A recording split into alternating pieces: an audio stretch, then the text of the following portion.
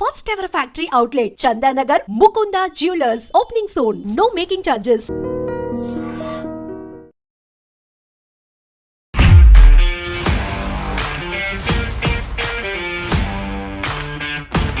నమస్తే, నేను Kavitha. Welcome to I dream money matters with Anil AKV. Simplifying money, one episode at a time. Anil garu నమస్తే. So మనం episode 2లో ఉన్నాం. సో ఫస్ట్ ఎపిసోడ్లో మొత్తం మనీకి సంబంధించి పెట్టుబడులు కావచ్చు, దాన్ని ఎలా ఏమంటారు, దాన్ని ఇన్వెస్ట్ చేసుకోవాలి, దేంట్లో ఇన్వెస్ట్ చేసుకోవాలి, వీటి గురించి చాలా బ్రీఫ్గా మాట్లాడుకున్నాము.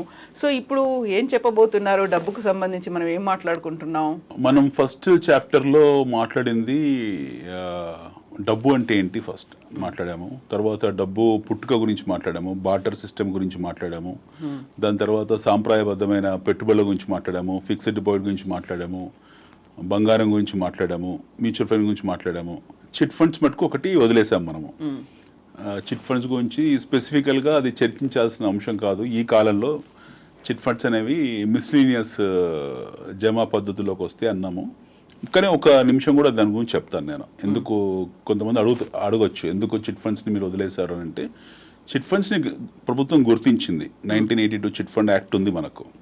బట్ ప్రభుత్వం దాన్ని ఎలా గుర్తించిందంటే, మనకు 3 tier సిస్టమ్ ఉంటుంది బ్యాంకింగ్లో. First basic banks, core banking అంటాం. డిపాజిట్లు ఇవన్నీ చేయడం కూడా వాటి ఆర్బీఐ నియంత్రణలో ఉంటాయి, రిజర్వ్ బ్యాంక్ ఆఫ్ ఇండియా నియంత్రణలో ఉంటాయి బ్యాంక్స్ అనేవన్నీ కూడా. సో మనకు బ్యాంకింగ్ యాక్ట్ ఉంది, బ్యాంకింగ్ ఒబున్సం ఉంది, బ్యాంకింగ్ తాలూకు అమెండ్మెంట్స్ కూడా జరిగాయి. సో ప్రతిది కూడా సిఆర్ఆర్ కానివ్వండి, ఐఆర్ కానివ్వండి, ఏదైనా సరే మనకు ఆర్బీఐ నియంత్రణ ఉంటుంది, రిజర్వ్ బ్యాంక్ ఆఫ్ ఇండియా నియంత్రణలో ఉంటాయి బ్యాంక్స్ అన్ని. సో వాటికి నియంత్రణ వ్యవస్థ చాలా పటిష్టంగా బలంగా ఉంది. బ్యాంక్స్ బేసికల్ కోర్ బ్యాంక్స్. రెండోది వచ్చేసి ఎన్బిఎఫ్సీలు అంటాం మనం, నాన్ బ్యాంకింగ్ ఫైనాన్షియల్ కంపెనీస్. అంటే కార్ లోన్లు, ఆటో లోన్లు, క్రెడిట్ కార్డులు ఇవన్నీ కూడా మనకు ఎన్బిఎఫ్సి కింద వస్తాయి, నాన్ బ్యాంకింగ్ ఫైనాన్షియల్ కంపెనీస్. వాటి వడ్డీ రేట్లు కూడా నియంత్రణలో ఉన్నాయి. వాటిని కూడా ఆర్బీఐ నియంత్రిస్తుంది. ఎన్బిఎఫ్సి యాక్ట్ ఉంది, at the same time RBI నియంత్రిస్తుంది. బట్ వేరే చిట్ ఫండ్స్ వచ్చేప్పటికీ ఈ రెండిట్లోకి రాదు, ఈ రెండు కేటగిరీలోకి రావు. ఈ that then fall under this act. 1982 chit fund act ఒకటి ఉంది మనకు. బట్ స్టిల్ దాన్ని ఎలా గుర్తించింది, దాని అంటే గుర్తింపు వరకు ఎంతవరకు, దాని పరిధి ఎంతవరకు అని అంటే, that comes under miscellaneous non banking financial companies. Miscellaneous కింద పెట్టారు దాన్ని. అంటే non banking financial banking activities, banking companies first, తర్వాత non banking financial companies, banking ఎన్బిఎఫ్సిలు. దాని తర్వాత ఇది వచ్చింది, దీన్ని miscellaneous non banking financial companies కింద అన్నారు. వీటికి ఆర్బీఐ నియంత్రణ ఉండదు వీటి పట్ల. సో వీళ్ళు చిట్స్ పాడుకోవడము, ఈ పాటలు ఇవన్నీ ఉంటాయి కదా, ఈ చిట్ పాటలు ఇవన్నీ కూడా ఇందులో జరిగిన యాక్టివిటీస్. అంటే 82 యాక్ట్ చెప్పింది ఏంటంటే, మీరు ప్రతి చిట్ ఫండ్ కంపెనీ కూడా గుర్తింపు ఉండాలని చెప్పారు. కాకపోతే చీటీ పాటలు, వీటి వడ్డీ నియంత్రణ వ్యవస్థ అనేది వాళ్ళకి వదిలేశారు. సో దాన్ని అవకాశంగా తీసుకొని మనకు దేశంలో జరగాల్సిన అన్ని దుర్మార్గాలు జరిగాయి చిట్ ఫండ్ కంపెనీస్ ద్వారా. ఎక్కువ పోన్జీ స్కీమ్లు, ఎక్కువ మనీ లాండరింగ్ స్కీమ్స్ జరిగిందే చిట్ ఫండ్స్ కంపెనీ ద్వారా. మరి మన తెలుగు రాష్ట్రాల్లో మనం చూసాం ఎంత కాంట్రవర్సీ అయ్యేవి. ఒక మన తెలుగు రాష్ట్రాలనే కాదు, భారతదేశం మొత్తంగా, భారతదేశ వ్యాప్తంగా చిట్ ఫండ్ కంపెనీ, ఈ చిట్ ఫండ్ వ్యవస్థ అనేది చాలా చేసినవి తక్కువేం లేవు. సో వాటి నెగిటివ్ దుష్పరిమాణాలు చాలా ఉన్నాయి, పబ్లిక్ బాగా సఫర్ అయ్యారు. సో అది ఎప్పుడైతే మిస్లీనియస్ కింద వచ్చిందో, దాని ఎన్బిఎఫ్సి కింద గుర్తింపు రాలేదు, ఇక దాని గురించి చర్చించాల్సిన అవసరం లేదు. నియంత్రణ లేని వ్యవస్థ కాబట్టి దాన్ని చర్చించాల్సిన అవసరం లేదు.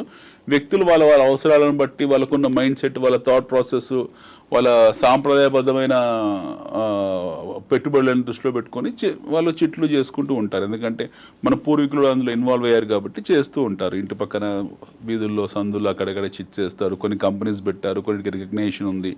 ఇప్పుడు లేటెస్ట్గా ప్రతి చీటీ ప్రభుత్వం 5 ఏళ్ల కన్నా కూడా ఎక్కువ చీటీ ఉంచకూడదని చెప్పారు.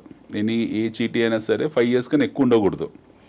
కానీ కొంతమంది 7 years 10 years అలా నడిపే వాళ్ళు కూడా ఉన్నారు. సో ఇవన్నీ కూడా గందరగోళం. వీటికి నిజంగా వీటిని మనం ఈ బాస్కెట్లో చర్చించే అర్హత పొందిన ఇన్స్ట్రుమెంట్ ఇది.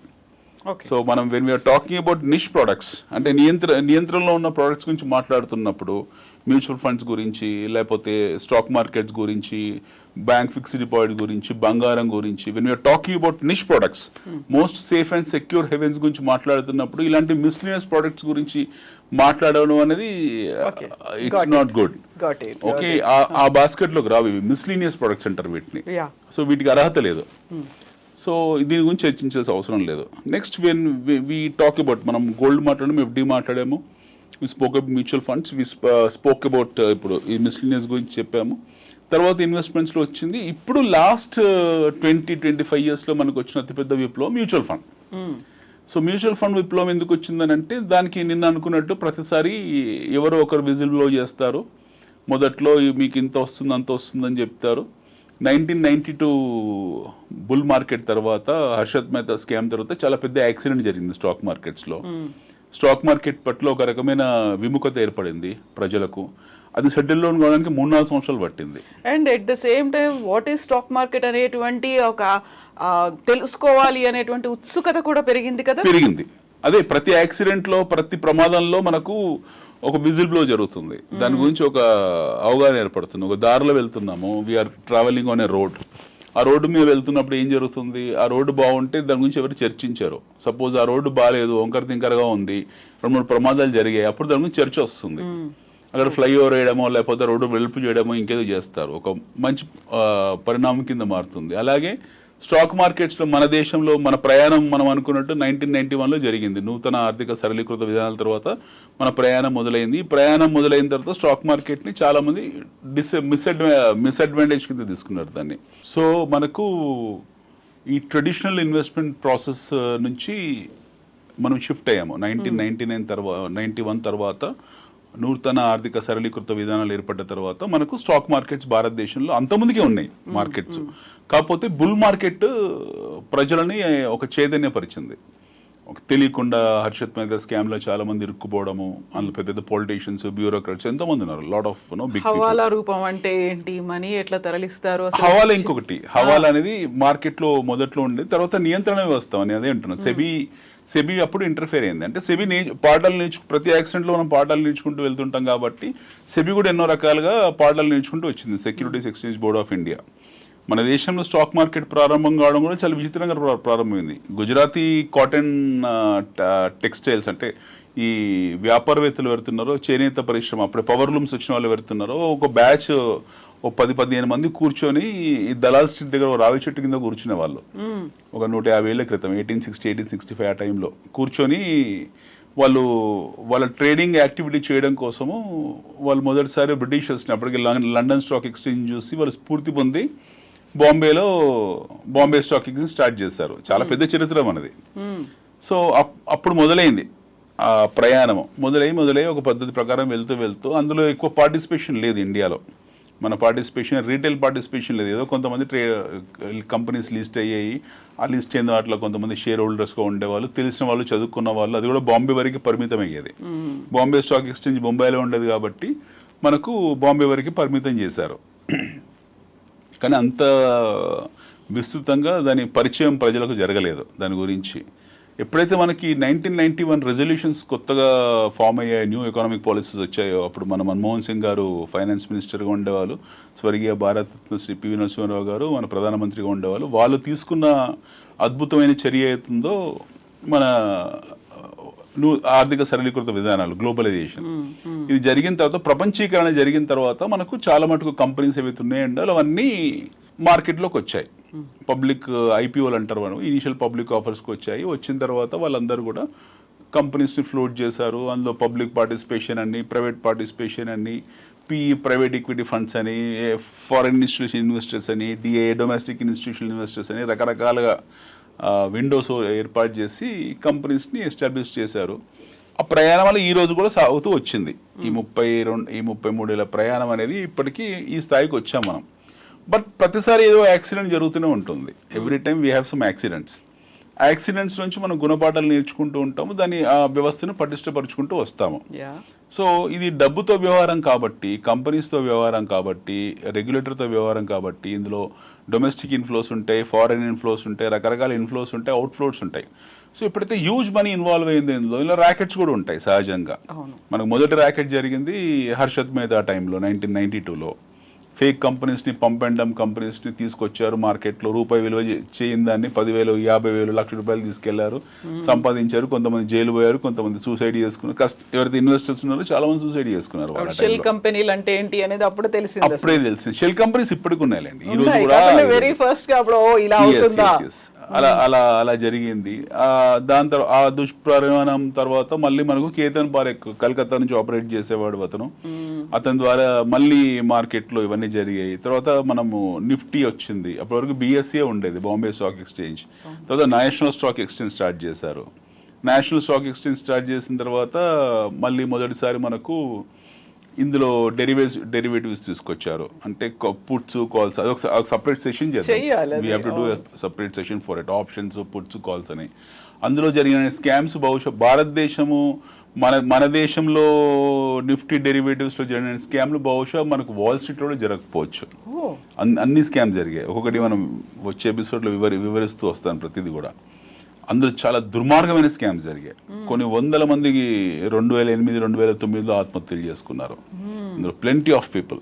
మీకు సూరత్లో, అహ్మదాబాద్లో అలాంటి ప్రాంతాల్లో రోజు 10-15 శవాలు తెలియవి జనాలు ఆత్మహత్యలు చేసుకొని. సో ఇలాంటి ఇలాంటి హత్యలు ఏవైతే ఉన్నాయో, ఆర్థిక హత్యలు అంటారు వీటికి హంతకులు కనపడరు మీకు. ఇందులో హంతకులు ఎక్కడ దొరకరు. వ్యవస్థని ఒక హంతక పాత్ర వహిస్తుంది. సో ఈ హత్యల్లో ఇవి ఆత్మహత్యలు అనడానికి కూడా లేదు, హత్యలు అనడానికి కూడా లేదు. మొత్తానికి మరణాల మటుకు కామన్గా ఉంటాయి అందులో. సో ఈ మరణాల వెనుక అమాయకత్వము, తెలియనితనము ఎక్కువ ఉంటుంది ఈ డెరివేటివ్ సిస్టమ్. మోసపోవడం అంటే ఏం లేదు. ఎవరిని మోసం చేయరు, సిస్టమ్ని ఏం మోసం చేయరు. ఇది ఒక ఆట, ఒక జూదము. ఈ ఆటలో తెలియని వాళ్ళు వెళ్తారు, లక్షలు పెడతారు, పోగొట్టుకుంటారు. ఆ జూదం ఎప్పటికీ ఉంది, ఈ రోజు కూడా ఉంది.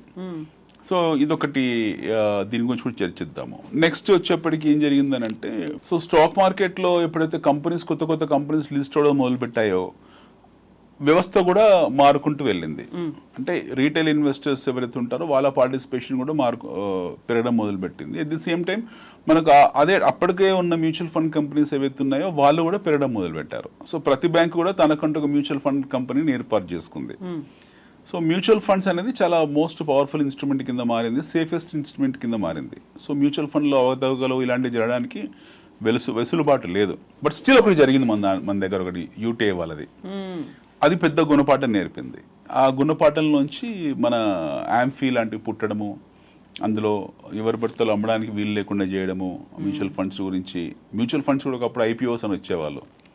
సో ఇప్పుడు మన లిస్టెడ్ కంపెనీస్ ఎవరైతే మనం IPOs అంటామో, ఇనీషియల్ పబ్లిక్ ఆఫర్, ప్రజలకు మీ భాగస్వామ్యం కాండి అని చెప్పి వస్తారో, అలాగే మ్యూచువల్ ఫండ్ కంపెనీస్ కూడా IPO అనేవాళ్ళు. వాళ్ళు కొత్త ఫండ్ లాంచ్ చేసిన ప్రతిసారి దాన్ని IPO అనేవాళ్ళు. తర్వాత అందులోంచి గుణపాఠాలు నేర్చుకున్నారు మన వాళ్ళు. మ్యూచువల్ ఫండ్ రెగ్యులేటర్స్ కానివ్వండి, సెబీ కానీ నేర్చుకొని కొన్ని గుణపాఠాలు నేర్చుకొని వాటిని మీరు IPOs అనకూడదు, FPOs అనాలి, న్యూ ఫండ్ ఆఫర్స్ అనాలి తప్పేసి IPOs ఎలా అంటారని చెప్పేసి ఆ పేరు మార్చి దాన్ని కూడా పటిష్టంగా ఏర్పరిచారు. బట్ నెట్ ఏంటంటే మ్యూచువల్ ఫండ్ కంపెనీస్ చాలా బలమైనవి. మన దేశంలో mutual fund companies are very strong. 5-10% returns ఇవ్వడంలో తేడా ఉంటుందేమో తప్పిస్తే మనకు ఈ 30 సంవత్సరాల ప్రయాణంలో మ్యూచువల్ ఫండ్ కంపెనీస్ని ప్రజల్ని మోసం చేసిన దాఖలాలు ఎక్కడ లేవు. సో అందుకే దాన్ని నిర్దిష్టంగా ఏంటంటే ఇన్వెస్టర్స్, పెట్టుబడిదారులు ఎవరుతుంటారో వాటిని బ్లైండ్గా నమ్ముతారు, ప్రతి నెల SIP చేసుకుంటూ వెళ్తారు అందులో. So it's a very good investment. So ఇంతవరకు మనం మాట్లాడుకున్న పెట్టుబడుల్లో we spoke about fixed deposit. నేను అనుకున్నాం మనం ఇన్ఫ్లేషన్ని ప్రభుత్వం అమ్ముతుంది, అధికారికంగా ప్రభుత్వం ద్రవ్యోల్బణాలను అమ్ముతుంది, ప్రజలు అమాయకంగా దాన్ని కొనుక్కుంటారు. ఓకే, అధికారికంగా అమ్మే వస్తువుని అమాయకంగా కొనుక్కుంటారు. ఈ వస్తువు ఏతుందో అది దాని గురించి దాన్ని ఇన్వెస్ట్మెంట్గా చూడకూడదు. రెండోది వచ్చేప్పటికి బంగారం అవుతుంది. బంగారం ఖచ్చితంగా పోర్ట్ఫోలియోలో ఉండాల్సిందే. బంగారము ఏదైతే ఉందో దాని కాస్ట్ ఆఫ్ ఎక్స్కవేషన్ ఎక్కువ ఉంటుంది. కొత్త మనకు బంగారం గనులు ఉన్నా లేకపోతే భవిష్యత్తులో ఒకవేళ గనులు కనుక్కున్నా సరే వాటిని వెలికితీత కార్యక్రమం అవుతుందో ఆ ప్రక్రియ ప్రహాసం అనేది చాలా అత్యంత ఖరీదైంది, బంగారం కన్నా ఖరీదైంది. సో అది సాధ్యపడదు. సో బంగారం క్షేమంగానే ఉంటుంది, అందులో క్షేమంగా నిక్షేపంగా అలాగే ఉంటుంది, పెరుగుకుంటూనే పోతుంది. గత 100 సంవత్సరాలు ట్రాక్ తీసుకున్న అదే గ్రాఫ్లో కంటిన్యూ అవుతుంటుంది. సో బంగారం సేఫ్ హెవెన్, అందులో అనుమానం పెట్టుకోవాల్సిన అవసరం లేదు. తర్వాత కరెన్సీ ముద్రణ ఎలా జరుగుతుందని మనం అనుకున్నాము. కరెన్సీ ముద్రణ బంగారం విలువలను బట్టి ఒక స్థాయిలో జరుగుతుంది. సో ప్రభుత్వాలకు అది సేఫెస్ట్ డిపాజిట్ కింద లెక్క అది. సో ప్రజలు కూడా దాన్ని నమ్ముతారు బంగారాన్ని. ఈ మూడోది కమోడిటీస్. నాలుగోది వచ్చేప్పటికి మ్యూచువల్ ఫండ్. సో నా మ్యూచువల్ ఫండ్స్ ఏవైతే ఉన్నాయో ఇవి మనం ఇంతసేపు అనుకున్నట్టు మ్యూచువల్ ఫండ్స్లో ప్రజలు ఖచ్చితంగా భాగస్వామ్యం కావాలి. దేశం అభివృద్ధి చెందుతుంది, కొత్త కొత్త కంపెనీస్ వస్తాయి, కొత్త కొత్త ఐడియాస్ వస్తుంటాయి మార్కెట్లో. రకరకాల రంగాలు ఉన్నాయి. ఫార్మా రంగం ఉంది, ఔషధ రంగం ఉంది, మనకు హెల్త్ కేర్ రంగం ఉంది. ఔషధ రంగం 2 రకాలుగా విడిపోయింది ఇప్పుడు. బేసిక్ ఫార్మా, హెల్త్ కేర్ 2 రకాలుగా విడిపోయింది. మనకు ఇన్సూరెన్స్ కంపెనీస్ కొత్త సెక్టర్ వచ్చింది. ఆటోమొబైల్ కంపెనీ ఉంది. ఆటోమొబైల్లో మళ్ళీ మనకు 2 వీలర్ ఉంటుంది, ప్యాసింజర్ వెహికల్స్ ఉంటుంది, కమర్షియల్ వెహికల్స్ ఉంటుంది, తర్వాత కార్గో వెహికల్స్ ఉంటాయి. మళ్ళీ సివిల్ ఏవియేషన్ మనకు సపరేట్గా ఉంది. అదే కాకుండా ఆటో ఎక్విప్మెంట్స్ ఉన్నాయి సపరేట్గా. ఐటీ రంగం ఉంది, మళ్ళీ ఐటీఎస్ ఉంది సపరేట్గా అందులో. ఇప్పుడు కొత్తగా న్యూ ఏజ్ కంపెనీస్ మొదలయ్యాయి. ఇప్పుడు ఆర్టిఫిషియల్ ఇంటెలిజెన్స్ కానివ్వండి, లేకపోతే యాప్స్ కానివ్వండి, డెలివరీ యాప్స్ కానివ్వండి, ఇలాంటివి తయారయ్యాయి. సో ఆర్థిక వ్యవస్థ విస్తృతం అవుతుంది. ఎక్స్పాండ్ అవ్వకుంటూ వెళ్తున్న కొద్దీ న్యూ ఏజ్ కంపెనీస్ వస్తూ ఉంటాయి. కొన్ని పేలుతుంటాయి, కొన్ని నిలబడుతూ ఉంటాయి. ఈ మ్యూచువల్ ఫండ్లో పెట్టే ఇన్వెస్ట్ చేసుకునే వాళ్ళకి వీటితో సంబంధం లేదు. ఎందుకంటే ఫండ్ మేనేజర్స్ ఉంటారు అందులో. ఆ ఫండ్ మేనేజర్స్ డిస్క్రిప్షన్ మీద, అతని రీసెర్చ్ మీద, వాళ్ళకున్న అవగాహన మీద వాళ్ళు మంచి కంపెనీస్ పిక్ చేసుకొని వాటిని ఎప్పటికప్పుడు కొనడం అమ్మడం లాంటివి చేస్తూ ఉంటారు. వాటిని ప్రాపర్గా హెడ్జ్ కూడా చేస్తారు. కరెన్సీ హెడ్జింగ్ చేస్తారు, ఇండెక్సేషన్ చేస్తారు, రకరకాల ప్రాసెస్లు, పద్ధతులు, వాళ్ళ దగ్గర కావాల్సిన ఇన్స్ట్రుమెంట్స్, ఎక్విప్మెంట్స్ ఉంటాయి. వాటిని బట్టి డబ్బులను పటిష్టంగా చేస్తారు. అయితే ఇప్పుడు ఒక మౌలికమైన ప్రశ్న వస్తుంది మీకు, అప్పుడు పడిపోతాయి కదా మార్కెట్ పడ్డప్పుడు అని. సో ఖచ్చితంగా పడతాయి. మార్కెట్ ఒకేసారి మార్కెట్ విపత్కర పరిస్థితులను ఎదుర్కొన్నప్పుడు, ఒక అత్యవసర పరిస్థితి ఎదుర్కొన్నప్పుడు మార్కెట్లో అమ్మకాల ఒత్తిడి ఉంటుంది. జనాలు అమ్ముతారు, వాటిని ప్రజలందరూ అమ్ముతారు. ఖచ్చితంగా మార్కెట్ పడుతుంది. మార్కెట్ పడ్డప్పుడు ఈ ఫండ్స్ విలువలు కూడా పడిపోతాయి. ఎన్ఏవేస్ అంటాం, నెట్ అసెట్ వాల్యూ, అవి పడిపోతుంటాయి. సో ఈ పడడం ఇవ్వడం అనేది చాలా తాత్కాలికం. అంటే దీర్ఘకాలిక దృష్టితో చూసిన వాళ్ళు, లాంగ్ టర్మ్ దృష్టితో చూసిన వాళ్ళకు ప్రతి పడడం కూడా ఒక బయింగ్ ఆపర్చునిటీ. అంటే ఇన్వెస్టర్ పాయింట్ ఆఫ్ వ్యూలో, నేను ట్రేడింగ్ పాయింట్ ఆఫ్ వ్యూలో మాట్లాడలేదు, ఇన్వెస్టర్ పాయింట్ ఆఫ్ వ్యూలో మాట్లాడుతున్నాను. సో పడే ప్రతిది కూడా ఒక గొప్ప పెట్టుబడి అవకాశం. మనకు కొన్ని బ్లూ మూన్స్ ఏర్పడ్డాయి మార్కెట్లో 2008, అంటే ఈ మధ్య కాలంలో, అంటే ఈ 2 దశాబ్ద కాలంలో ఒక అద్భుతమైన అవకాశాలు మనుషులకు వచ్చాయి. ఒకటి వన్స్ ఇన్ ఏ బ్లూమ్ అంటాం కదా. 2008 సబ్ప్రైమ్ క్రైసిస్ వచ్చింది అమెరికాలో. ప్రపంచ ఆర్థిక వ్యవస్థ అతలాకుతలం అయిపోయింది. మనది చిత్తుకాయల రేట్లోకి మంచి మంచి కంపెనీస్ దొరికాయి అందరికీ. ఆ టైంలో డబ్బున్న వాళ్ళందరూ పెట్టుబడి పెట్టారు, వాళ్ళు ఇన్వెస్ట్ చేసుకున్నారు, వాళ్ళు కుబేరులు అయ్యారు. దాని తర్వాత మళ్ళీ మనకు అలాంటి అవకాశాలు 3-4 సార్లుగా వచ్చాయి. 3-4 టైమ్స్ మనకు అట్లాంటి ఆపర్చునిటీస్ వచ్చాయి. మన కరోనా గ్రేటెస్ట్ ఆపర్చునిటీ. కరోనా రావడం కూడా గొప్ప ఆపర్చునిటీ. ఆల్మోస్ట్ 50-60-70% వరకు అన్ని ఫండ్ విలువలు పడిపోయాయి, షేర్ విలువలు పడిపోయాయి. ఆ టైంలో ఇన్వెస్ట్ చేసిన వాళ్ళందరూ కూడా చాలా విత్ ఇన్ నో టైం వాళ్ళకు గొప్ప గొప్ప రిటర్న్స్ వచ్చాయి. ఆ తర్వాత ప్రపంచమే మారిపోయింది, పూర్తి స్థాయిలో ప్రపంచ వ్యవస్థనే మారిపోయింది. కరోనా అనేది ఇందాక అనుకున్న ఒక యాక్సిడెంట్ అది. సో కొత్త సెక్టార్స్ని సృష్టించింది. న్యూ ఏజ్ కంపెనీస్ అన్ని కరోనా తర్వాతనే వాటి విలువ ఏంటో తెలిసింది మనకు. ఇప్పుడు డెలివరీ కంపెనీస్ ఏవైతే ఉన్నాయో, ఫుడ్ డెలివరీ కంపెనీస్, వస్తు డెలివరీ కంపెనీస్, సర్వీస్ సెక్టర్ అంతా కూడా ఈ డెలివరీస్ కింద మారిపోయి ఆటోమేటిక్గా ఈ న్యూ ఏజ్ కంపెనీస్ కింద అవతారం చెందాయి అవి. సో ఈ యాక్సిడెంట్లో హౌసింగ్ సెక్టర్ బాగా పెరిగింది. అంటే మైక్రో ఫ్యామిలీస్కి విలువ పెరిగింది. అంతవరకు అందరూ ఉమ్మడి కుటుంబ వ్యవస్థలో ఉండేవాళ్ళు. ఉమ్మడి కుటుంబ వ్యవస్థలో ఉంటే ఇలాంటి కంటీజియస్ జబ్బులు వచ్చినప్పుడు కుటుంబంలో స్ప్రెడ్ అవుతుంది, ఇన్ఫెక్షన్స్ అవన్నీ పెరుగుతాయి, ఇంట్లో సేఫ్టీ ఉండదని చెప్పేసి జనాలు ఆ టైంలో మైక్రో ఫ్యామిలీస్గా విడిపోయారు. ఒక అపార్ట్మెంట్, ఒకటే ఇల్లు ఉంటే కర్టన్స్ వేసుకోవడమో, శానిటైజర్ పెట్టుకోవడమో, ఐసోలేట్ చేసుకునే పరిస్థితికి వచ్చారు. దెన్ హౌసింగ్ సెక్టర్ చాలా పెద్ద భూమిలోకి వచ్చింది. 2020-21 తర్వాత హౌసింగ్ సెక్టర్ చాలా పెద్ద భూమిలోకి వచ్చింది. వాటి విలువ ఏంటో తెలిసిన జనాలకు. ఆ తర్వాత కన్స్ట్రక్షన్ యాక్టివిటీస్ విపరీతంగా పెరిగాయి. సో మీకు దాని తర్వాత మీరు చూడండి, మీకు కన్స్ట్రక్షన్ రిలేటెడ్ కంపెనీస్ అన్నీ కూడా, అంటే హౌసింగ్ రిలేటెడ్ కంపెనీస్ అన్నీ కూడా విపరీతంగా వాటి షేర్ విలువలు పెరిగాయి. కంపెనీస్ లాభాల్లోకి వచ్చాయి. సిమెంట్ ఇండస్ట్రీ కానివ్వండి, వాటి మీద డిపెండ్ అయిన యాన్సిలరీ ఇండస్ట్రీ కానివ్వండి, ఇవన్నిటివి పెరిగాయి విపరీతంగా, వాటి విలువలు పెరిగాయి. సో కరోనా అనే యాక్సిడెంట్ మనిషికి, ఇప్పుడు శానిటైజర్ ఉంది, శానిటైజర్ కరోనా కన్నా ముందు ఎవరికి తెలియదు కదా. హార్డ్లీ ఇప్పుడు హాస్పిటల్ ఐసీయూకి వెళ్తేనే మనం చూసేవాళ్ళం. వాళ్ళు ఎందుకు ఇలా పెట్టుకుంటారు, డాక్టర్లు నర్సులు ఎందుకు పెట్టుకుంటారు మనకు కూడా తెలియదు. అది ఏదో పెట్టుకునే వాళ్ళ చేతికి. సో కరోనా వచ్చిన తర్వాత మనకు వి అండర్స్టూడ్ ఇది దీనికోసం వాడతారా అని చెప్పి. సో యా, అయితే అనిల్ గారు ఇప్పుడు ఎర్లీ 90s అంటే 91, 92లో స్టార్ట్ అయినటువంటి ఆర్థిక విధానాలు కావచ్చు, కొత్తగా వచ్చినటువంటి పాలసీలు ఇప్పటిదాకా టిల్ టుడే 2025 వరకు కూడా వచ్చినవన్నీ కూడా మేజర్ మార్పును తీసుకురావచ్చు, సడన్గా మళ్ళీ సంక్షోభానికి వెళ్ళొచ్చు. అయితే కొత్త పాలసీలు వచ్చినప్పుడు ఇమ్మీడియట్గా దానికి అట్రాక్ట్ అయిపోయి దాంట్లో పెట్టుబడులు పెట్టేవాళ్ళు, లేకుంటే దానికి సంబంధించి ఫలాలు అనేవి ఉంటాయి కదా, అవన్నీ ఎంజాయ్ చేసింది ఎవరు? బాగా డబ్బున్న వాళ్ళే కదా. కామన్ పబ్లిక్కి అవగాహన ఎంత టైం పట్టింది వాళ్ళ దాకా రీచ్ అవ్వడానికి? ఎస్, ఇవేవో ఉన్నాయి, మనము ఇందులో ఇన్వెస్ట్ చేయొచ్చు, లేకుంటే మనకి ఇంత లాభకరంగా ఉంటుంది అనేది చాలా టైంగా పట్టింటుంటుంది కదా. చాలా దురదృష్టకరమైన విషయం ఏంటంటే మన దేశంలో ఉన్న సమస్య ఏంటంటే ఆర్థిక శాస్త్రాన్ని మనము బేసిక్ ఎడ్యుకేషన్ కింద మార్చలేదు. మన ఎడ్యుకేషన్ సిస్టమే ఒక అనకూడదు కానీ చాలా అశాస్త్రీయమైన ఎడ్యుకేషన్ సిస్టమ్ మనది. మనకు చరిత్రకు, హిస్టరీకి బాబర్ గురించి, అక్బర్ గురించి, ఔరంగజేబ్ గురించి చర్చించినంతగా పెట్టుబడుల గురించి మనం చర్చించలేదు. 10వ తరగతి వచ్చే టైంకు పిల్లలకు తెలిసిపోవాలి మ్యూచువల్ ఫండ్ కంపెనీస్ అంటే ఏంటి, స్టాక్ మార్కెట్స్ అంటే ఏంటి, పెట్టుబడులు అంటే ఏంటివి, ఎన్బిఎఫ్స్ అంటే ఏంటిది, miscellaneous non banking financial companies ఏంటేంటివి, ఇవన్నీ వాడికి 10th క్లాస్లో కూడా తెలిసిపోవాలి. కానీ దురదృష్టవశాత్తు ఏంటంటే ఈరోజు మనం మాట్లాడుకుంటున్నాం, ఇందులో చూసే వాళ్ళకి 90% జనాలకు కూడా తెలియదు ఇవేంటో. అవును. ఎందుకనంటే ఆ ఎడ్యుకేషన్ మన దగ్గర లేదు. సో ఎవరికి వాళ్ళు స్వయంగా నేర్చుకోవాల్సిన పరిస్థితి ఏర్పడింది. ప్రభుత్వము ప్రోత్సహించి, ప్రభుత్వము ప్రజలకు అవగాహన కల్పించాల్సిన ప్రభుత్వ పెద్దలకి అవగాహన లేదు. నేను ఎంతోమందితో మాట్లాడుతుంటాను, చాలా మందితో. వాళ్ళు అంటారు ఇది షేర్ మార్కెట్, ఇది ఏమంటారు దాన్ని, ఇది క్యాసినో, ఇది గుర్ర పందాలు అంటే చదువుకున్న వాళ్ళు. I'm talking about senior most bureaucrats కూడా ఈ మాట అంటారు. సో అది చాలా బాధాకరము, దురదృష్టకరం. ఎందుకంటే మన ఎడ్యుకేషన్ సిస్టమ్ అంత అష్టదరిద్రంగా ఉంది. దాని అంత చండాలమైన ఎడ్యుకేషన్ సిస్టమ్ అంది. సో పిల్లలకు మీకు 5th, 6th, 7th, 8th, 9th, 10th class వచ్చేప్పటికి వాడికి బేసిక్ ఎకనామిక్స్ తెలిసి ఉండాలి. అది బయటికి వెళ్ళి తెలుసుకోకూడదు. వాడు పాఠ్య పుస్తకాల్లోనే, క్లాస్ రూమ్లోనే వాడికి అవన్నీ తెలిసి ఉండాలి.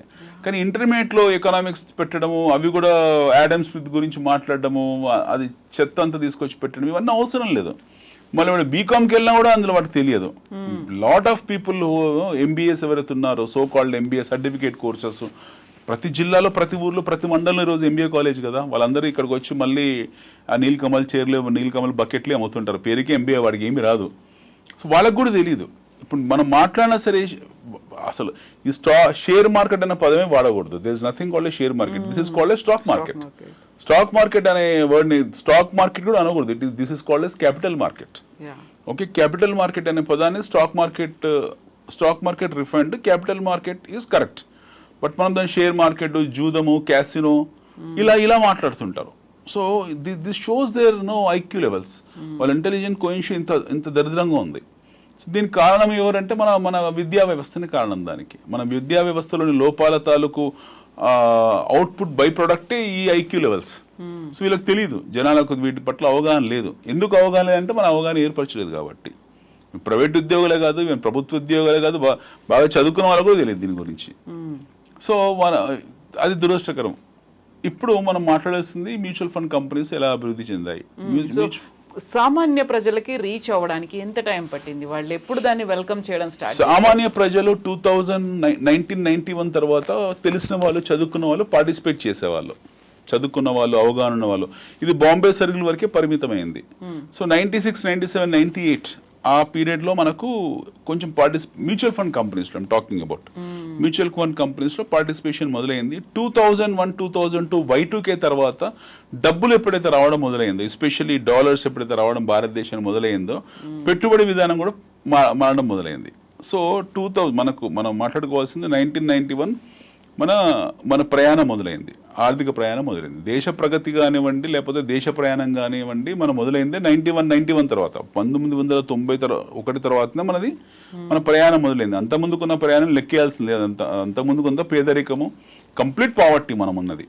We are nothing but nice version of Somalia. 1990 కన్నా బిఫోర్ ఉన్న భారతదేశానికి సోమాలియాకు పెద్ద తేడా ఏం లేదు. రెండు ఒకటే. ఆ టైంలోనే ఆకలి రాజ్యం లాంటి మూవీస్ వచ్చాయి. ఆ టైంలోనే కమల్ హాసన్ యాపిల్ కోసం బురద గుంటలో దిగుతాడు. ఇదే పరిస్థితి మనది. ఆ టైంలోనే ఎవరు ఖాళీగా ఉండి ఎవరికి ఏం చేయాలో అర్థం కాక పిచ్చి పిచ్చి సినిమాలు, ప్రేమ సినిమాలు వచ్చేవి. చదువుకున్న వాళ్ళకు పని ఉండేది కాదు, లేకపోతే ఇరానీ హోటల్లో ఉండేవి. ఎప్పుడైతే మీరు దేర్ ఆర్ సర్టన్ ఇండికేటర్స్. హైదరాబాద్లో ఇరానీ హోటల్ ఎప్పుడు మాయమవడం మొదలుపోయాయండి? 2000 తర్వాత. ఎందుకు?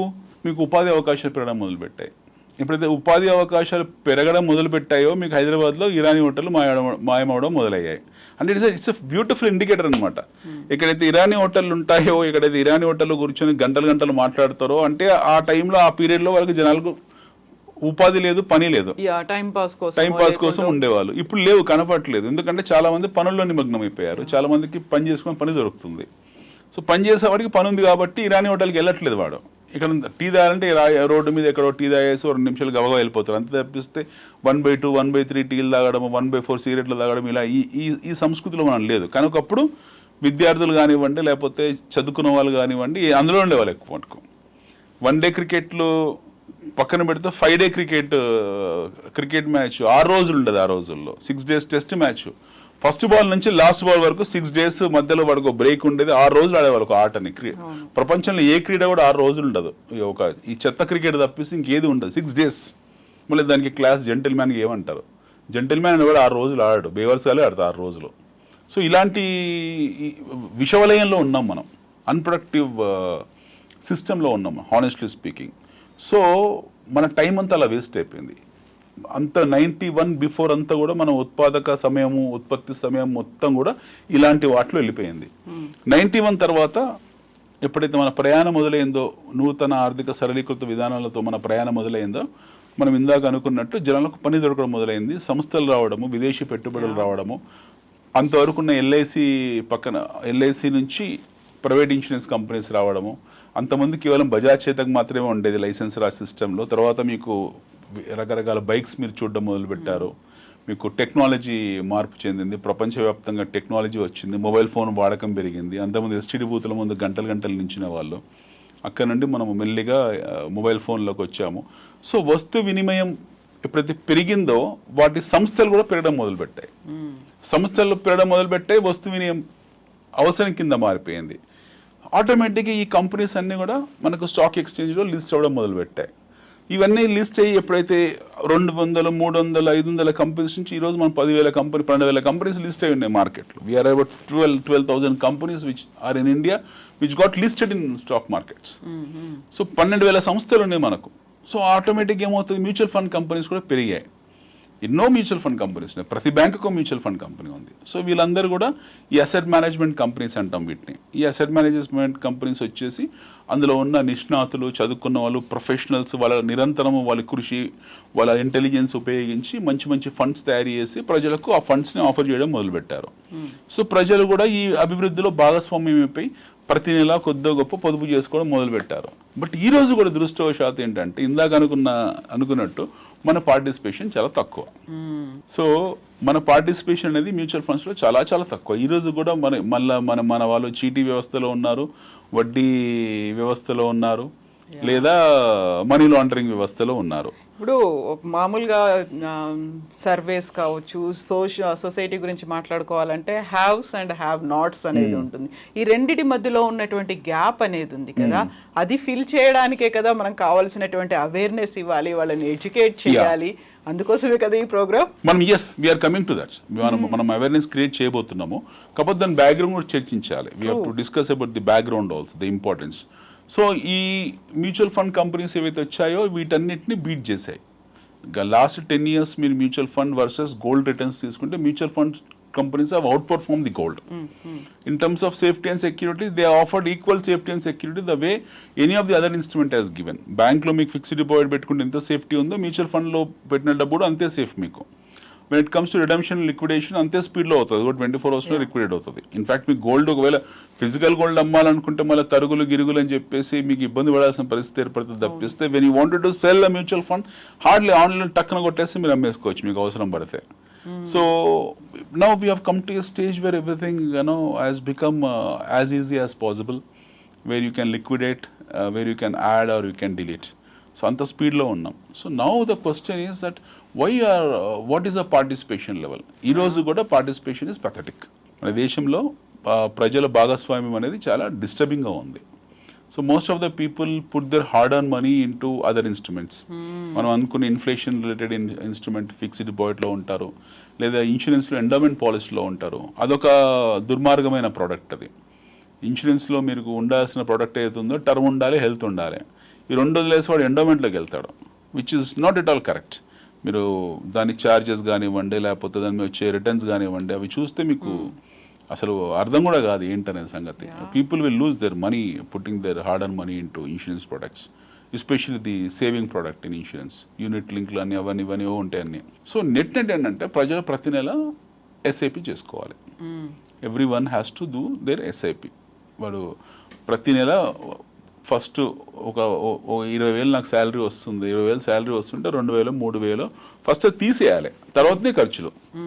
ఫస్ట్ 2,000 3,000 తీసుకెళ్ళి ఒక మంచి మ్యూచువల్ ఫండ్ కంపెనీలోనూ ఆ పొదుపుగా పెట్టాలి. తర్వాత మిగతా ఖర్చులు ఆలోచించాలి. ఇంట్లో ఖర్చులు, కరెంటు బిల్ కానివ్వండి, లేకపోతే మీకు భోజనాలు కానివ్వండి, స్విగ్గీ జొమాటో కానివ్వండి. నీడ్స్ ఏమున్నాయి, నెసెసిటీస్ ఏమున్నాయి. First you save little amount of money, then you talk about your expenditure. But మనం రివర్స్ ఏంటంటే ఫస్ట్ వీ టాక్ అబౌట్ ఎక్స్పెండిచర్తో మిగిలిన తర్వాత మనం దాన్ని సేవింగ్ అనుకుంటాం. సేవింగ్ ఎప్పుడు అలా చేయకూడదు. మీకు వచ్చిన దానిలో 10-15% తీసి పక్కన పెట్టాలి, ఆ ఉన్న డబ్బుల్ని ఖర్చు పెట్టుకోవాలి. అండ్ దట్ ఉన్న ఖర్చుల్లో మీరు ఆ బ్యాలెన్స్ ఏదైతే ఉంటుందో దానిలో మీరు అడ్జస్ట్ చేసుకోవచ్చు. No need to eat basmati every week, no need to go to a movie every time. So అన్నిటికీ మీకు వెసులుబాటు ఉంటుంది, అన్నిటికీ ఆల్టర్నేటివ్స్ ఉంటాయి. ఆల్టర్నేటివ్స్ వెతుక్కుంటే మనం సంతోషంగా ఉంటాం. మనం ఆల్టర్నేటివ్స్ వెతుక్కోము, దాన్నే మెయిన్ స్ట్రీమ్కి వెళ్తాం. మనం థియేటర్లోకి వెళ్ళి సినిమా చూడడం ఎక్స్పెన్సివ్ అఫేర్. 2,000 టికెట్ పెట్టి సినిమా చూడడం అనేది ఎక్స్పెన్సివ్ అఫేర్. మనం చూసాం ఎంత దుర్మార్గంగా ఒక తల్లి తన పిల్లను కోల్పోయిందో. సో ఇలాంటి పిచ్చి వ్యవహారాలు ఉండడం వల్ల వీళ్ళు సేవ్ చేయలేకపోతారు. So now people need to think that they have to first in your monthly earnings you have to take out some amount, keep aside, then you plan your expenditure. దాని తర్వాత expenditure plan చేసుకోండి. ఇది find out ప్రతి mutual fund company మంచిదే. Go and put your hard and money into mutual funds. ఎప్పుడైతే mutual funds will come to stock markets also in due course of time. Next ఎపిసోడ్లో mostly we talk about stock markets. మీరు ఇందులో వచ్చేప్పటికి ఏంది, every month మీరు కొంచెం save చేసుకుంటూ వెళ్ళండి. పెద్ద కార్పస్ అవుతుంది మీకు. 5 years 10 years 15 years 20 years period of టైంలో, ఈ లాంగ్ హొరైజన్లో మీకు చాలా పెద్ద కార్పస్ అవుతుంటుంది.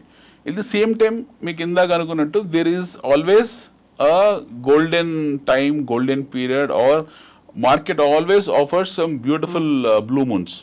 మధ్యలో మార్కెట్స్ పడుతూ ఉంటాయి. ఇప్పుడు లాస్ట్ 6-7 months నుంచి మార్కెట్స్ కరెక్షన్లో ఉన్నాయి. In fact I think our correction is over now.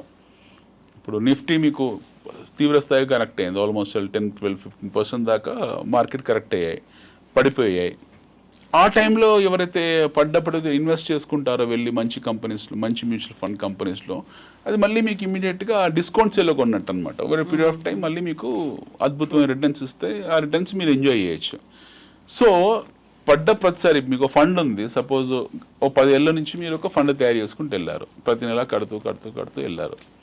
ఇలా పడ్డప్పుడు ఏంటంటే కొద్ది గొప్ప మీ దగ్గర ఏదో ఎమర్జెన్సీ కోసం పెట్టుకున్న డబ్బులు ఏవైతే ఉంటాయి తీసుకెళ్ళి పెట్టేసేయండి. You ensure that you keep that money in to that main corpus. Main కార్పస్లో అప్పుడప్పుడు అడిషనల్ అమౌంట్ యాడ్ చేస్తూ వెళ్ళండి. సపోజ్ మీరు ప్రతి నెల ఒక 5,000 రూపాయలు మ్యూచువల్ ఫండ్లో పెడుతున్నారు. సో మీకు మార్కెట్కి ఆపర్చునిటీ ఇచ్చింది, ఒక ఫాల్ వచ్చింది. ఆ టైంలో మీ దగ్గర డబ్బు ఉందనుకోండి, 20,000-30,000 అందులో పెట్టేసేయండి ఇమీడియట్గా. సో మెయిన్ ఫండ్కు ఇది యాడ్ అవుతుంది. So that your enhancement of corpus happens automatically. So this corpus will help you for greater expenses. Me greater expenses ఏముంటాయి, ఇంట్లో పిల్లల పెళ్ళిళ్ళు ఉంటాయి, వాళ్ళ ఎడ్యుకేషన్ ఉంటుంది, సొంత ఇల్లు కొనుక్కోవడం ఉంటుంది. అండ్ అన్నిటికన్నా గ్రేటర్ ఎక్స్పెన్స్ వచ్చేసి హెల్త్. అందరికి హెల్త్ ఇన్సూరెన్స్ ఉంటుంది, అఫ్ కోర్స్ హెల్త్ ఇన్సూరెన్స్ ఉంటుంది, that will take care. Your retirement would be your greater expenses. చాలామందికి పెన్షన్స్ ఉండకపోవచ్చు. ఓకే, మనలాంటి వాళ్ళు ఉంటారు, వీ డోంట్ హ్యావ్ పెన్షన్స్, వాళ్ళకు ఈ ఫండ్ యూజ్ అవుతుంది.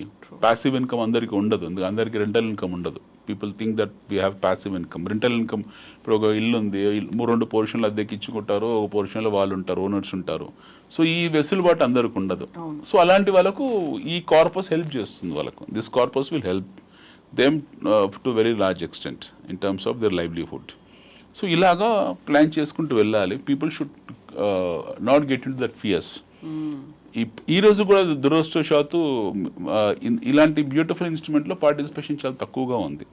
ఎంతమందికి ఉంటుంది? హార్డ్లీ ప్రతి 100 మందిలో ఈరోజు not even no what you call 30% of people are participating in this. 30% ప్రజలు కూడా ఇందులో పార్టిసిపేషన్ లేదు. చాలా తక్కువ మంది ఉన్నారు. మ్యూచువల్ ఫండ్ ఎస్ఐపి కట్టుకునే వాళ్ళు లేదా మ్యూచువల్ ఫండ్లో ఇన్వెస్ట్ చేసే వాళ్ళు చాలా తక్కువ మంది ఉన్నారు. మనం ఇప్పుడు విదేశాలతో కంపేర్ చేసుకుంటే మన అవగాహన రాహిత్యం అనేది చాలా ఎక్కువ. మన ఇంటెలిజెన్స్ ఏతుందో ల్యాక్ ఆఫ్ ఇంటెలిజెన్స్ చాలా చాలా ఎక్కువ మనకు. సో మన పార్టిసిపేషన్ మార్కెట్స్లో, క్యాపిటల్ మార్కెట్స్లో చాలా తక్కువ. అది మళ్ళీ ఇందాక ఎందుకు దాని కారణం ఏంటంటే ఈ పొదుపు సాధనాల గురించి, పొదుపు వ్యవస్థ గురించి ఎవరు ఎడ్యుకేట్ చేయలేదు.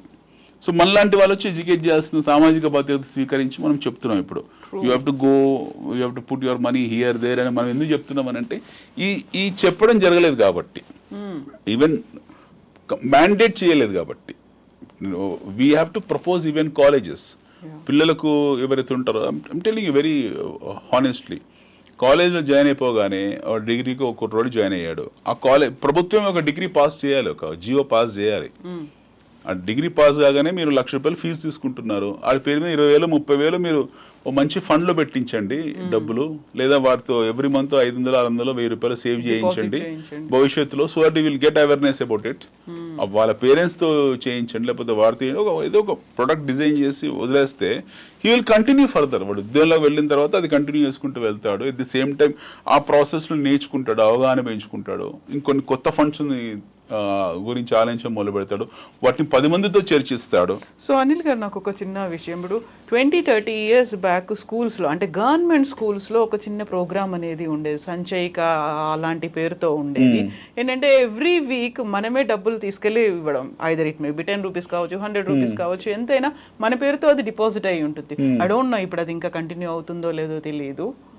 సో వరంగల్లో ఉన్న మా స్కూల్లో అది ఉండేది. సో అలాంటిది ఉంటే దే కెన్ లెర్న్, అంటే మనం మనీని ఎలా సేవ్ చేసుకోవాలి అనేది నాకు దాని తెలియదు. ఉంటే మంచిదే. ఒకవేళ అలాంటి ప్రోగ్రామ్ ఉంటే చాలా గొప్ప ప్రోగ్రామ్ అది. 20-30 years బ్యాక్ ప్రభుత్వాలు ఇలాంటి ఇనిషియేట్ చేశారంటే చాలా గొప్ప. బహుశా వాళ్ళు ఆ పొదుపుని కూడా మళ్ళీ ఫిక్స్డ్ డిపాజిట్లు దాని కింద, అంటే ఆ టైంలో ఉన్న ఆర్థోడాక్స్ ప్రొడక్ట్స్ లోనే పెట్టుంటారు. But what's ever it is a good thing. పిల్లలకు ఆ స్థాయి అవగాహన పెంచారంటే చాలా గొప్ప విషయం అది ఆ రోజుల్లో. బట్ ఇప్పుడు కంటిన్యూ అవుతుందా లేదో తెలియదు. బట్ అలాంటిది మాత్రం ఇప్పుడు అందరికీ ఉంటే మంచిది. ఒకవేళ ఉండుంటే చాలా మంచిది. ఎందుకంటే దాని పట్ల వాళ్ళకు ఒక అవగాహన ఏర్పడి ఉంటుంది. ఆ రోజుల్లో వాళ్ళు బహుశా వాళ్ళు ఫిక్స్డ్ డిపాజిట్లకు వెళ్ళుంటారు. బట్ ఇప్పుడు ఈ కాలంలో ఏంటంటే ఖచ్చితంగా మనము వీళ్ళతో స్టాక్ మార్కెట్లో డీమ్యాట్ అకౌంట్ ఓపెన్ చేయించడము, వాళ్ళ పేరెంట్స్ ఓపెన్ చేయడం పిల్లలకు కుదరదండి. అట్లీస్ట్ వాళ్ళ పేరు మీద వాళ్ళ పేరెంట్స్, కస్టోడియన్స్, గార్డియన్స్ ఎవరైతే ఉంటారో వాళ్ళతో మ్యాండేట్ చేయించి ఆ కార్పస్ చూయించేలా, ఆ డిపాజిట్స్ చూయించేలా చేస్తే బాగుంటుంది. ఇలాంటివి చెయ్యాలి. సో దట్ ఒకవైపు మనం అవేర్నెస్ క్రియేట్ చేసిన వాళ్ళు అవుతాము ప్రజల్లో. రెండోది ఈ కంపెనీస్లో పార్టిసిపేషన్ పెరుగుతుంది. ఈ రోజు ఏమైపోయిందంటే అభివృద్ధి చెందుతున్న మనలాంటి దేశం, we 5th largest economy on this planet. ప్రపంచంలో 5వ అతిపెద్ద ఆర్థిక శక్తి. మనం 3వ శక్తిగా వెతుకుతాం. 1-2 పాసిబుల్ కాకపోవచ్చు మన జీవిత కాలంలో. మన ముందు భవిష్యత్తు తరాలకు చూస్తారేమో 1-2. బట్ 3వ ఆర్థిక శక్తిగా మటుకు మీరు నేను చూస్తాం ఖచ్చితంగా. సో 3వ ఆర్థిక శక్తిగా ఎరిగేప్పటికీ వచ్చే 40 ఏళ్లలో ఇది మనం 30-35 ఏళ్లలో ఎప్పుడైతే మనది $40-45 trillion ఎకానమీగా అవతారం చెందుతుందో, ఎప్పుడైతే మనం అలా ఆవిష్కరించబడతామో, ఆ సమయంకి ఏమవుతుందనంటే మనం తీసుకోవట్లేదు మన ఫలాలని. We are not enjoying our hard and fruits. విదేశీ పెట్టుబడిదారులు, విదేశీ సంస్థాగత పెట్టుబడిదారులు, ఇన్వెస్టర్స్ ఎవరుతున్నారో వాళ్ళు ఎంజాయ్ చేస్తున్నారు. వాళ్ళు వస్తారు, ఇండియాలో టక్కుని ఇన్వెస్ట్ చేస్తారు, ప్రాఫిట్స్ తీసుకుంటారు, టక్కున అదే రాత్రి వెళ్ళిపోతారు. సో ప్రతిసారి కరెక్షన్ మార్కెట్లో రావడానికి కారణం ఏంటంటే విదేశీ డబ్బులు పుల్ బ్యాక్ చేయడము. ఏదో కారణం, వాడికి ఏదో వంక దొరుకుతుంది, ఏదో కారణం ఉంటుంది, ఏదో రీసెర్చ్ రిపోర్ట్ చెప్తాడు, లేదా ఎకానమీ డౌన్ అంటాడు, లేకపోతే double-digit గ్రోత్ మీకు కనపట్లేదు అంటాడు. వాడికి రీజన్ చెప్పే సాకు చూయించేసుకొని డబ్బులు ప్రాఫిట్ తీసుకుని బయటికి వెళ్ళిపోతాడు. వాడు వెళ్ళిపోగానే మార్కెట్లు అందరూ పానిక్ అవుతారు. మిగతా సామాన్య ప్రజలు వాళ్ళందరూ అమ్ముడుకోవడం మొదలు పెడతారు. అమ్ముకోగానే మార్కెట్ కిందికి వస్తుంది. మళ్ళీ వచ్చి వాడే అంటాడు వాల్యుయేషన్స్ చాలా చీప్గా ఉన్నాయి, ఎక్స్పెన్సివ్ ఉండేది మొన్నదాకా భారతదేశంలో వాల్యుయేషన్స్. ఈరోజు వాల్యుయేషన్స్ చాలా తక్కువగా టెంప్టింగ్గా ఉంది, మళ్ళీ ఇన్వెస్ట్ చేస్తున్నాం అని చెప్పేసి మళ్ళీ ఇన్వెస్ట్ చేస్తాడు. మళ్ళీ అబ్బా ఫారెన్ ఇన్వెస్టర్స్ వచ్చారు కదా అని చెప్పేసి మళ్ళీ మన రీటైల్స్ అందరూ ఒక హర్డ్ మెంటాలిటీతో మళ్ళీ వెళ్ళి అందరు మన వాళ్ళు కోట్లు గుమ్మరిస్తారు. అది మళ్ళీ పీక్కి వెళ్తుంది, మళ్ళీ వాడు అదే స్పాట్లో కొట్టేస్తాడు. సో ఈ ప్రాసెస్ ఎప్పుడు జరుగుతూ ఉంటుంది. సో అందుకేనా గవర్నమెంట్ కూడా కొన్ని రంగాల్లో ఎఫ్డిఐని తగ్గించేసింది? గవర్నమెంట్ ఎఫ్డిఐ తగ్గించడానికి రకరకాల కారణాలు ఉన్నాయి. మన 100% ఎఫ్డిఐ మన ఏ రంగంలో తగ్గించలేదు. భవిష్యత్తులో అదర్ దెన్ కరెన్సీ ప్రతిది కూడా ఎఫ్డిఐ అయిపోతుంది. అదర్ దెన్ అసలే 100% ఎఫ్డిఐ అనేది ఉండాలి. ఇప్పుడు అమెరికా ఉంది for example, other than currency and senate ఈ రెండు తప్పిస్తే ప్రతిది ప్రైవేట్ సంస్థనే. అక్కడ ఉన్న ఆయుధాలు అమ్మడానికి స్వయంగా అమెరికా అధ్యక్షుడు రకరకాల దేశాలు తిరిగి వాళ్ళ ఆయుధాలని ఆయన ప్రచారం చేసుకుంటాడు, మా వస్తువు కొనండి. మనం కూడా స్థాయికి రావాలి. When India has to come to that stage where our PM should stop talking about మన మిగతా విదేశాంగాలకు సంబంధించిన రిలేషన్షిప్స్ పక్కన పెట్టి మన వస్తువులు అమ్మడానికి ఆయన బ్రాండ్ అంబాసిడర్ కావాలి. ఇప్పుడు జస్ట్ లైక్ ఫ్రాన్స్ ఉన్నారు, ఆయన ప్రధానమంత్రి మ్యాక్రాన్, ఆయన అన్ని దేశాలు తిరుగుతున్నారు. ఆయన మావి కొనండి, మా రాఫెల్ కొనండి అని. మనం కూడా కొన్నాం కదా వాళ్ళ దగ్గర. సో మీరు ఏదైనా తీసుకోండి, డెవలప్డ్ ఎకానమీస్ డిఎమ్స్ అంటాం, వాళ్ళని డిఈస్ అంటాం. డెవలప్డ్ ఎకానమీస్లో ఉన్న అంటే అభివృద్ధి చెందిన దేశాల్లో ప్రధానమంత్రులు ఏంటంటే వాళ్ళు ఈ బయలాటరల్ రిలేషన్షిప్స్ గురించి మాట్లాడరు. దాని సపరేట్ ఫారెన్ సెక్రటరీస్ ఉంటారు మాట్లాడడానికి. Is now the brand ambassador for their companies. ఆ కంపెనీస్ తాలూకు బ్రాండ్ అంబాసిడర్ అతను. సో వాళ్ళ కంపెనీస్ ఏవైతుంటే, వాళ్ళ సంస్థలు ఏవైతుంటే, వాళ్ళ ఉత్పత్తి వ్యవస్థలో బయటకు వచ్చే వస్తువులు ఏవైతే ఉంటాయో వాటిని ఎగుమతి చేయడానికి, వాటిని అమ్మడానికి ఆయన ప్రపంచం అంతా కాలివాటం తిరుగుతూ ఉంటాడు. ఆయన అన్ని దేశాలు తిరుగుతుంటాడు వెళ్ళి. ట్రంప్ చేసే పని అదే, అన్ని రకరకాల దేశాలు తిరిగి మా వస్తువులు కొనుక్కో అని చెప్తాడు. మైక్రోన్ అదే పని చేస్తున్నాడు. సో ఆ హెడ్ ఆఫ్ స్టేట్ ఎవరైతే ఉంటారో, హెడ్ ఆఫ్ నేషన్ ఎవరైతే ఉంటారో, they have to become brand ambassador to market their products. So మన దేశంలో సాధ్యం కాదు. మన దేశంలో ప్రధానమంత్రి వెళ్ళి మా వస్తువు కొనాలని ఆయనకి ఏదో ఒక అంటు కట్టేస్తారు. ఆయన అంబానీ అదాని ఇలా మాట్లాడుకుంటూ వెళ్తారు. సో వ్యవస్థ ఎప్పుడు స్టేట్ చేతిలో ఉండకూడదు. వ్యవస్థ ఎప్పుడు ప్రైవేట్ సంస్థల చేతుల్లో, ప్రైవేట్ వ్యక్తుల చేతుల్లో భాగస్వామ్యం ఉండాలి. సో మనం ఎప్పుడైతే 100% ఎఫ్డిఐ అయ్యామో, ఫర్ దట్ మ్యాటర్ ఎప్పుడైతే మనం 100% ప్రైవేటైజ్ అవుతున్నామో, మనకు ఇవన్నీ వస్తు వినిమయాలు, ఈ కన్జ్యూమరిజం ఇవన్నీ మనం చూడగలుగుతున్నాం.